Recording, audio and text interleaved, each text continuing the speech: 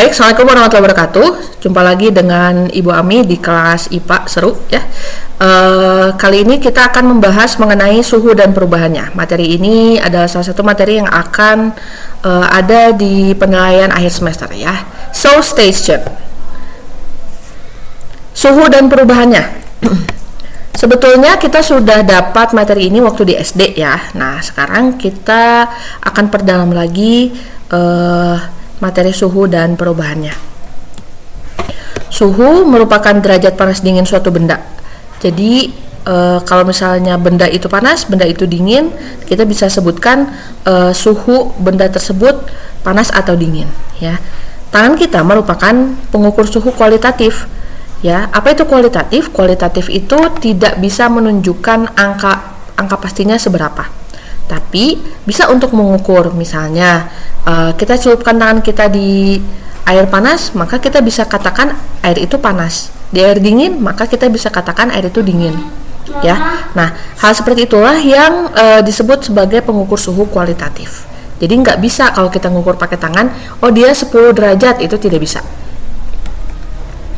Baik, selanjutnya,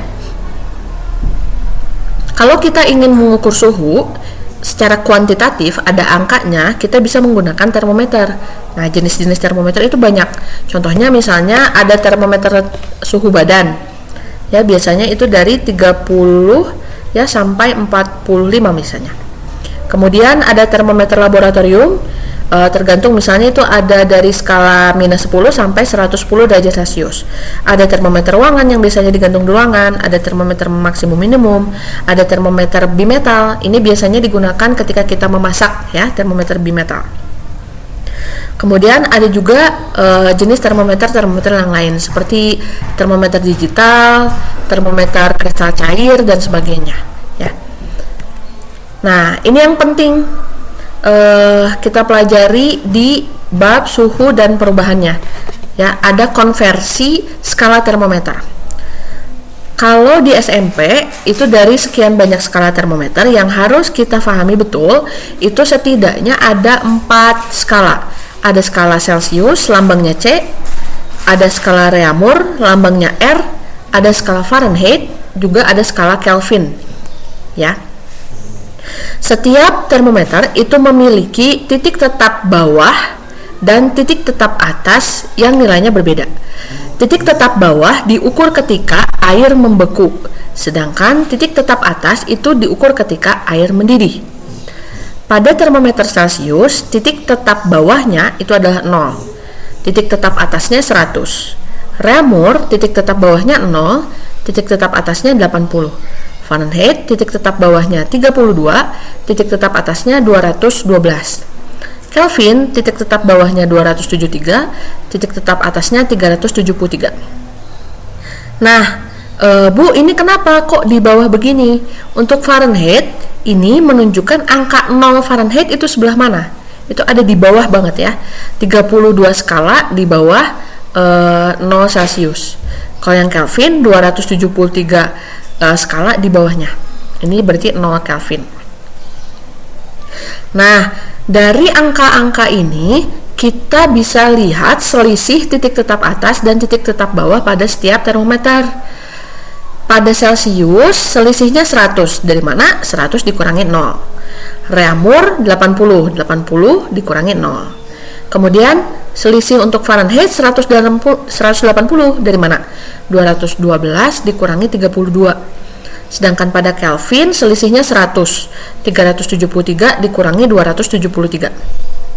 Begitu ya.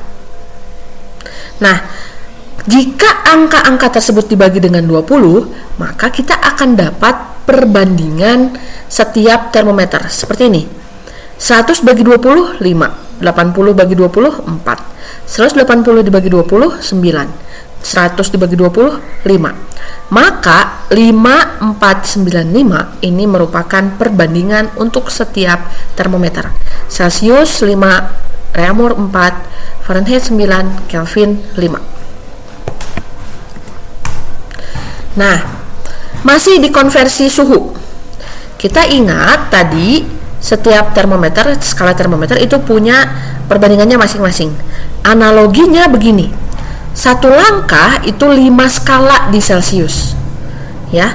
Kemudian 4 skala di Reaumur, 9 skala di Fahrenheit, dan 5 skala di Kelvin. Begitu. Ini angka-angka ini dari mana? Dari si perbandingannya ini.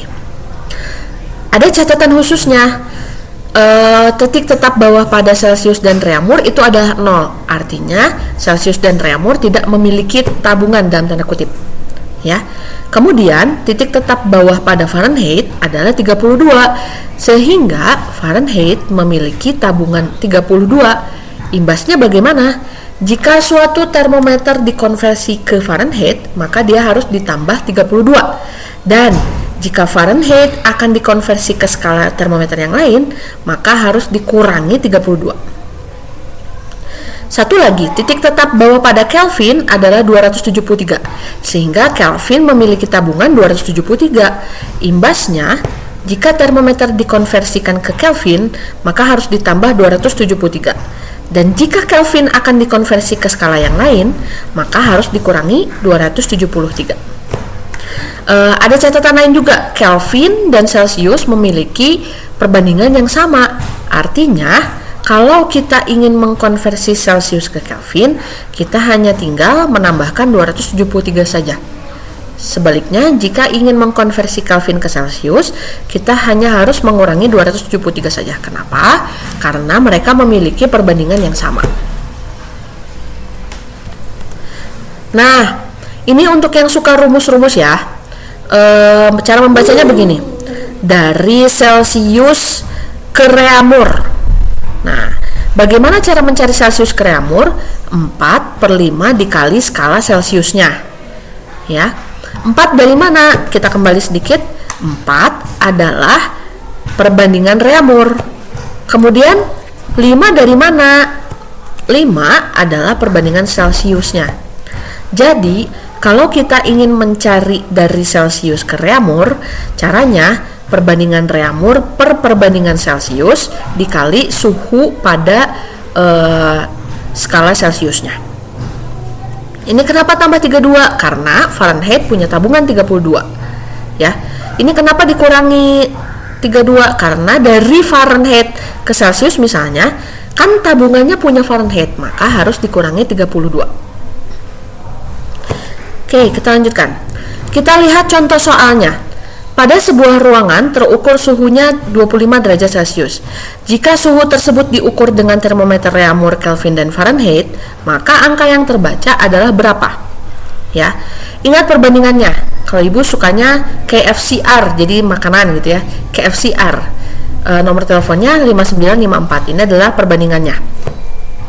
25 skala di C sama dengan 5 langkah. Kenapa 5 langkah? Karena satu langkahnya itu adalah 5 skala kalau C, ya. 25 dibagi 5 langkah. Dari Celcius ke Reaumur, 5 langkah dikali 4 skala Reaumur adalah 20 derajat Reaumur. Kemudian dari Celcius ke Fahrenheit, 5 langkah dikali 9 skala Fahrenheit ditambah tabungan Fahrenheitnya 32. Hasilnya adalah 77 derajat Fahrenheit. Kemudian kalau ke Kelvin, 5 langkah tadi dikali 5 skala Kelvin ditambah tabungan Kelvin 273. Hasilnya 298 Kelvin. Ya. Untuk lebih pahamnya lagi, kalian bisa coba soal ini dan tulis jawabannya di kolom komentar ya. Saat demam, suhu badan adik 40 derajat Celcius. Jika suhu tersebut dikonversi pada skala Celcius, Fahrenheit, dan Kelvin, Reaumur ya, Reaumur, Fahrenheit, dan Kelvin, suhu yang terbaca adalah berapa? Nah, kalian boleh coba pakai rumus, boleh juga pakai analogi yang tadi. Oke, itu saja untuk tayangan presentasi kali ini. Terima kasih banyak atas perhatiannya. Stay tune terus, tetap sehat. Terima kasih banyak. Wassalamualaikum warahmatullahi wabarakatuh.